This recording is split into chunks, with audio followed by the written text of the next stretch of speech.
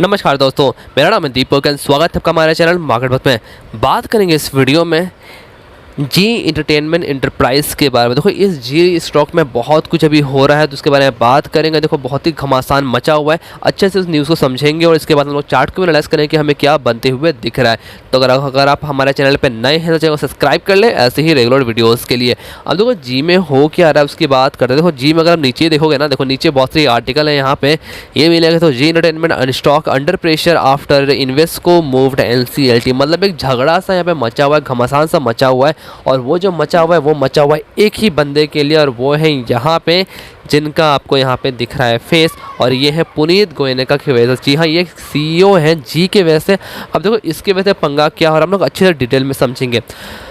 देखो एक आर्टिकल मिली है मुझे, वहाँ पे देखो अभी इन्वेस्ट को मूव कर रही है NCLT over the EGM call के लिए। अब देखो NCLT क्या है, वो है नेशनल कमीशन लॉ ट्रिब्यूनल के ओके, ठीक है। अब देखो इसमें पंगा क्या हो रहा है। एक दिन आपको पता है जो जेल में सुबह सुबह न्यूज़ आती है कि पुनीत गोयनका को CEO के पद से हटाने वाली है दो, मतलब कि जिनके पास ज़्यादा होल्डिंग्स है, और वो कंपनी से यहाँ पे देखो Invesco development marketing fund and the OFI global China fund, ठीक है। ये दो कंपनी का न्यूज़ आता है कि ये लोग इनको हटाने वाली है, और इनको हटाने के चक्कर में स्टॉक उस दिन 40% तक भाग जाता है। उम्मीद करता हूँ आपको याद होगी।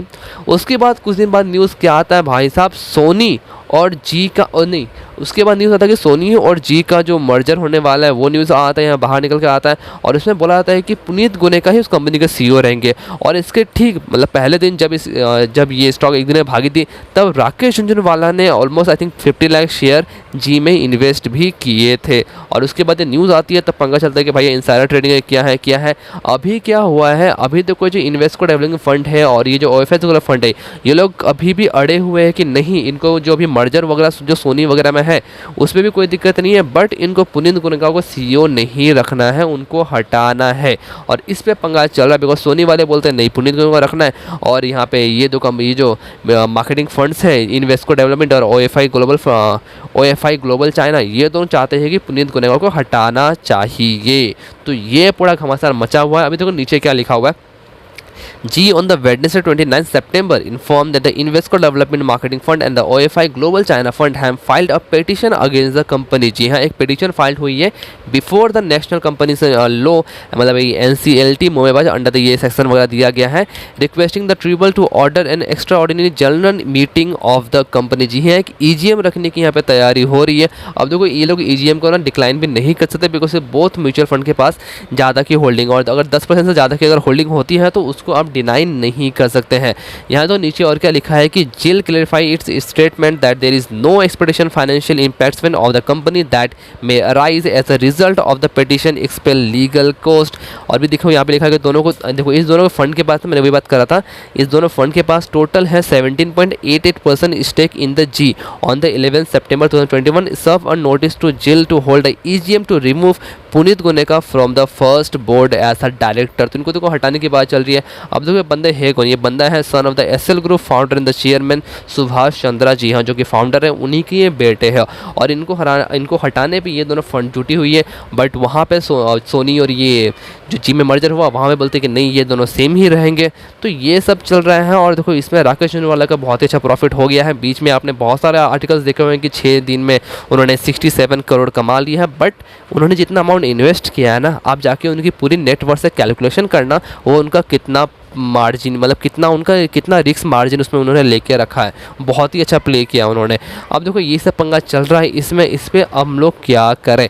अभी देखो मेरी गट फीलिंग की बात को, मेरी गट फीलिंग कह रही है कि ना जो इनको हटाने की बात हो रही है ना, ये भले ही लंबा चले बट इन्हें नहीं हटाया जाएगा, ऐसा मुझे लगता है। देखो इसके बेस पे ये जस्ट मेरा पर्सनल व्यू है कि मुझे नहीं लगता कि इनको हटाया जाएगा। अभी जो भी ये सब पंगा वंगा चल रहा है बाद में सब सेटलमेंट हो जाएगा, बट मुझे चांसेस, मुझे बहुत, मेरी गट फीलिंग है, मैं गलत भी हो सकता हूँ, मैं पहले बोल दे रहा हूँ कि मुझे लगता है कि देखो इनको नहीं हटाया जाएगा। अब देखो इससे स्टॉक्स में क्या फ़र्क पड़ेगा, पहले वो समझो, ठीक है।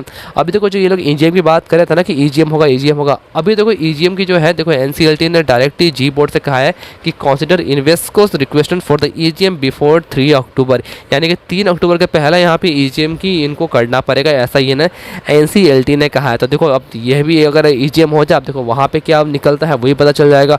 पुनीत पुनीत गोयनका हटते हैं या वो रहते हैं, ये सब पंगा चलता रहेगा। पर देखो स्टॉक्स में इससे फ़र्क नहीं होने वाला, और अगर सोनी और जी का मर्जर हो गया तो जी स्टॉक बहुत ही अच्छा यहाँ मूव देगा। अब देखो ये एक मुझे नहीं लगता कि अगर फॉर एग्जाम्पल समझते दोनों समझते हैं, अगर पुनीत गोयनका अगर दोबारा आते भी है तो स्टॉक जैसा चलता है वैसे ही भागेगा। आपको पता है जिस दिन ये हुआ था उस दिन स्टॉक 40% भाग गया था। अगर वो हटते हैं तो देखो उस दिन भी स्टॉक 40% भाग गया था। तो देखो यहाँ पे ना मुझे नहीं लगता कि शेयर्स में कुछ फ़र्क पड़ेगा, बिकॉज देखो यहाँ पे उनके हटने पे भी स्टॉक भाग रहा है और उनके रहने पे भी स्टॉक भाग रहा है। कंपनी यहाँ जो शेयर होल्डर्स है वो यहाँ पे जी का फ्यूचर को देख रहे हैं सोनी के मर्जर के बाद। तो इस पर ये लेकिन फिर भी देखो झगड़ा तो स्टॉक तो थोड़ा करेक्ट हो सकता है, और वो एक अच्छी अपॉर्चुनिटी हो सकती है अगर यहाँ पे सोनी और जी का जो मर्जर फाइनल हो जाता है तो। ठीक है, अब देखो चलते हैं इसके चार्ट पे। देखो इसका मैंने ये मंथली चार्ट ला के रखा हुआ है। देखो तो जो जी का जो भाव है वो लगभग इसका 2007-8 के भाव पे फिलहाल आपको दिख रहा है, क्योंकि जी का जो ऑल टाइम हाई है वो है लगभग यहाँ पे 2018 में 619 रुपये का। तो देखो 619 का शेयर आपको अभी ऑलमोस्ट 300 के भाव पे मिल रहा है, मतलब कि आपको ऑलमोस्ट अच्छा खासा डिस्काउंट यहाँ मिल रहा है। बट ये बीच में और भी नीचे गई थी, लगभग 114 के आसपास या गई जाती हुई दिखी थी।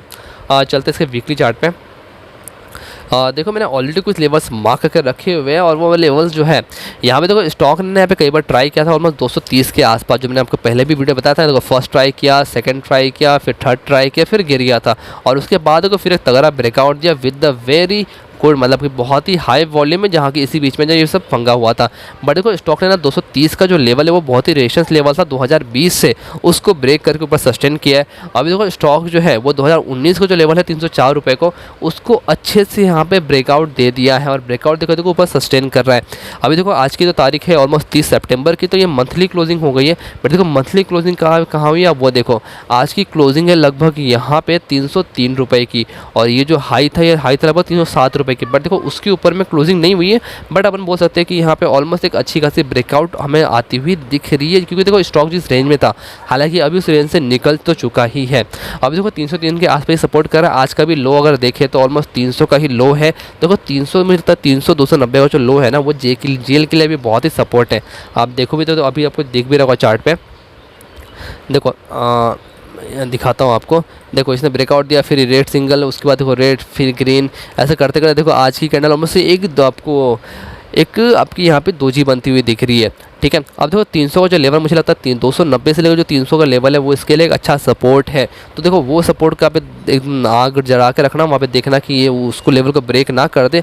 अब देखो अगर पोजीशन ऑलरेडी बनी हुई है तो मुझे लगता है पोजीशन आप इसको आराम से होल्ड कर सकते हो जब तक ये सब क्या चल रहा है पता ना चल जाए। हालांकि स्टॉक में मुझे कुछ भारी गिरावट नहीं लगती है, बट मुझे लगता है कि अगर स्टॉक थोड़ा सा गिर के किसी भी लेवल पर अगर एक बार यहाँ पे 235 में आ जाए, हालांकि चांसेस बहुत ही कम है, तो वहाँ पर ना रिस्क टू रिवॉर्ड रेशियो बहुत ही कम बैठता है, बिकॉज देखो रिस्क जो होगा वो लगभग होगा बस मात्र ऑलमोस्ट 205-210 रुपये का, तो वो लेवल बहुत ही अच्छा रहेगा, बट चांसेस वहाँ के बहुत ही कम है। अभी देखो मैं फ्रेश पोजीशन की राय इसमें नहीं दूंगा, बट अगर पोजीशन बनी हुई है तो इसको आप आराम से होल्ड कर सकते हो। स्टॉप लॉस की बात फिलहाल के लिए नहीं करेंगे, बट हाँ 230 का मुझे यहाँ पे एक अच्छा सपोर्ट दिखता है।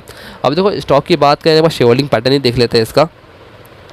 तो देखो यहाँ पे प्रोमोटर के पास 0.22% की होल्डिंग है, एफआईज के पास 57.46% की होल्डिंग है, म्यूचुअल फंड के पास 8.10% की होल्डिंग है। देखो म्यूचुअल फंड ने यहाँ पे एक ही क्वार्टर में 4-4.5% से बढ़ाया है।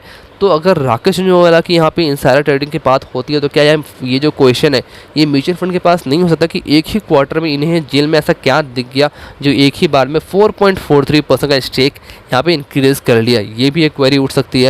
यहाँ पे देखो इंश्योरेंस कंपनी के पास 10% का स्टेक है, एनआई के पास 19.93% का स्टेक है, और डीआईएस के पास 4.29% का स्टेक है। देखो मेजॉरिटी शेयर यहाँ पे एफआईज के पास में है, और जो प्रोमोटर के पास होल्डिंग है ना 0.22%, उसमें से 5.3763% का जो स्टेक है वो गिरवी रखा हुआ है। और देखो 18 म्यूचुअल फंड के पास 8.1% का स्टेक है, और 306 एफआईज के पास 57.46% का स्टेक है। एसएल मीडिया वेंचर के पास 3.45% का स्टेक, और हाईएस्ट पब्लिक शेयर होल्डिंग की बात करें तो वो यहाँ पे ओएफआई ग्लोबल फंड चाइना के पास है 10.14% के साथ। यही कंपनी है जो यहाँ पे पुनीत गोयनका को हटाने की बातचीत चल रही है, और इंडिविजुअल इन्वेस्टर होल्डिंग के पास 6.31% की स्टेक है। तो देखो ये सब लफड़ा भी चल रहा है स्टॉक में, बट देखो मुझे लगता है लफड़े की वजह में अगर स्टॉक नीचे में गिरावट होती है तो वो एक अच्छी अपॉर्चुनिटी। फिलहाल बस आपको एक काम करना है, पॉपकॉर्न लो और ये झगड़े को आप आराम से देखो, और फिलहाल थोड़ा सा दूर रहो तो ठीक है। अगर रिस्क लेना है तो आप ले सकते हो। ये वीडियो पसंद है तो वीडियो को लाइक करना मत भूलें, चैनल को सब्सक्राइब करना मत भूलें ऐसे रेगुलर वीडियोज़ के लिए। मिलते हैं दूसरे वीडियो में, तब तक के लिए धन्यवाद।